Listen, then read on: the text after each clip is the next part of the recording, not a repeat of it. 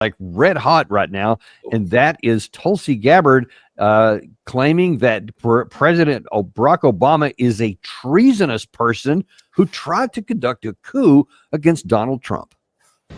There is irrefutable evidence that detail how President Obama and his national security team directed the creation of an intelligence community assessment that they knew was false. They knew it would promote this contrived narrative that Russia interfered in the 2016 election to help President Trump win, selling it to the American people as though it were true. It wasn't. The report that we released today shows in great detail how they carried this out.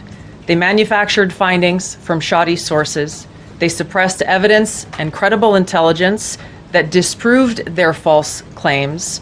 They disobeyed traditional tradecraft intelligence community standards and withheld the truth from the American people.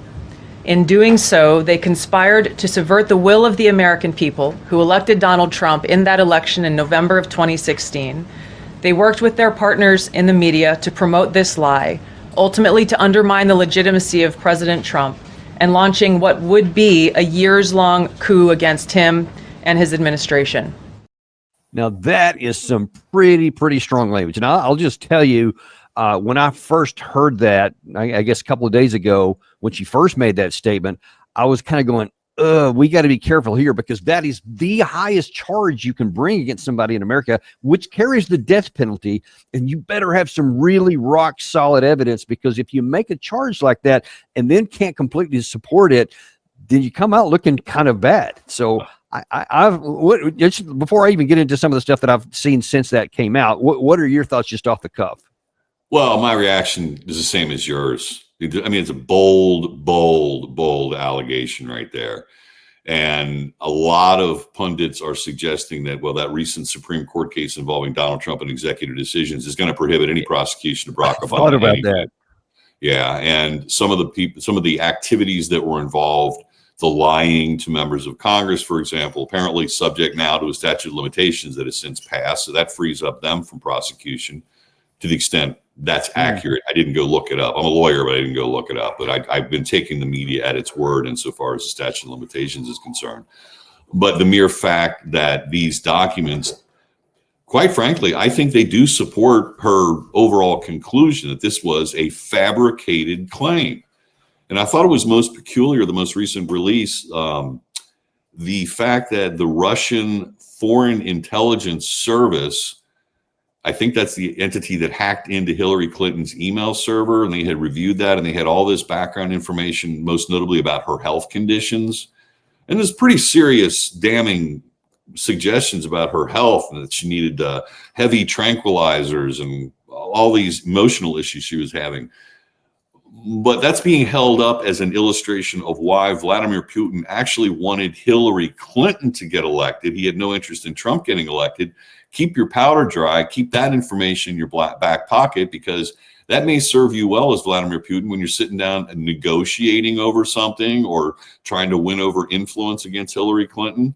They didn't release it ahead of the election. Had they released these emails and this internal communications ahead of the election, some of them were, that would have been very damning for Hillary Clinton and would have served to support Donald Trump's campaign. So, I think there's a little there on that, but that's not the only document, only information that was released. I saw that they had declassified that House Intelligence Committee report, and that's quite damning insofar as the analysis that was released that Russians were trying to assist Trump, when all the background, the solid information, suggested the polar opposite. So they did a real deep dive on that recently declassified intelligence report that came out in 2020 and was only released just the other day. So, I mean, there is no direct statement anywhere, I think, that Barack Obama specifically said out loud, go and create a fake report that says the Russians are helping Trump. There's not going to be a smoking gun like that out there. We probably would have seen it already. Yeah. We're getting awful close. That's kind of part of the issue here, is that to make that charge, you have to have a smoking gun like that. You can't just have inferences or so. And right. I haven't done a full analysis on all those documents that have been released, because there's so many of them, but I am actually going to do a deep dive specifically on this issue, actually just after we get off the air here, at about 1 o'clock today, where we're going to talk about a lot of that with the subject matter expert. But one of the things that I discovered in the claim that she says where they had this meeting on the 9th of December, and then they decided to change the information, which is what the word she uses, manufactured intelligence. She says it's not that they changed it or abused it, they just manufactured it. But when you look at the document on there, the one she specifically cites on an email, she says during that press conference yesterday, was that that's where they had this secret meeting, the way she phrases it, to cause other people to get together in this small number of people where they manufactured it. But when you look at the document that she provided, it shows that there is a ton of people on there. And the only thing it says is that the president directed this large group of people was to say, hey, here's a bunch of questions I have. Was Russia involved in this? What did they do? How did they do it? What was the result? A lot of very reasonable questions, normal ones. And then there's a bunch of documents after that where it shows the staff going back and forth on their presentation. And then the one on, I believe it was the 9th of January was when it was published. And I'm from what they have provided, that seems to be the reasonable outcome from the intelligence community as a result of all of those information that they suffered. And they talked about it was the CIA, FBI, and I believe it was the NIC. So a lot of sources and a bunch of different people. They call them tiger teams, et cetera. So listen, there is unquestionably a lot of stuff going, especially with, I believe it's former DNI Clapper. He's definitely got some dirt on him, and they've uncovered a lot of this. We knew a lot of it before, but I don't see anything that shows from what she's provided that President Obama actually directed the changing of intelligence. I haven't seen anything. I agree with you on that. It was that meeting where the original information came out, which said there's no evidence to show Russia impacted the voting. I believe it was something Right. it was like That's it was exactly right. distinctly a voting related Yes. reference, which suggests they looked into hacking, maybe into some of the voting systems. So there was none of that there. Now that does not take out of the equation that Russia used social media or any other form of influence to try to steer us one way or the other. Clearly. Don't see any smoking guns on that. Now, did they have an interest in the outcome of the election? Of course they did. They're going to be having to deal with the next president. But insofar as whether they preferred Hillary or Trump, I don't know that we've gotten there yet. But enter the Steele dossier. Yeah. I mean, to me, that's one of the broader, bigger smoking guns out there. Yeah, I think Clapper, right? Yeah, that to me, that was, you got, and I do hope that they do something on that. Exactly. I mean, bought and paid for by the DNC, a previously used yet fired asset and a Steele guy. They're going to retain him to do it. He's working with all these other clowns out there, and he just basically fabricates an entire report, and then conveniently it's leaked to the public. Hey, how about that? And then the press runs with it and says it's real.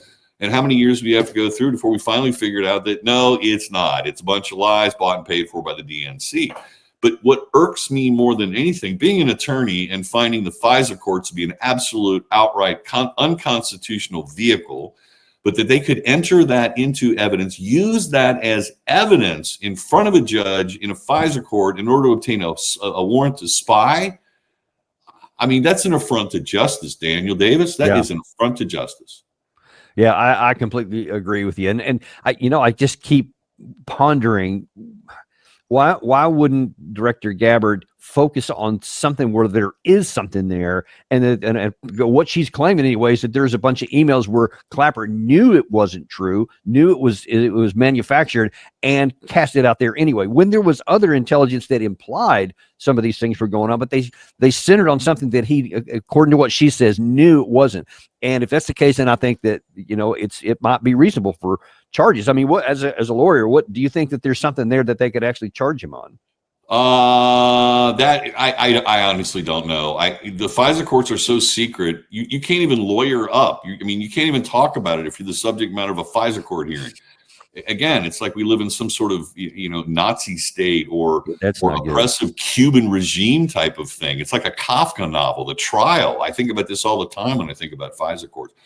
But from an evidentiary standpoint, I don't know. You don't get a right to cross-examine. You don't get a right to call in witnesses. You don't get a right to call in Steele to ask questions about the nature of the conclusions he incorporated into that. It's just a document that the prosecutors in there enter into evidence. Here, Boom.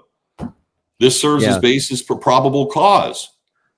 Yeah, see that alone is something that we need to reform that system. Oh, without no matter question. what. That's Without regardless of anything else. That's I think American citizens deserve that.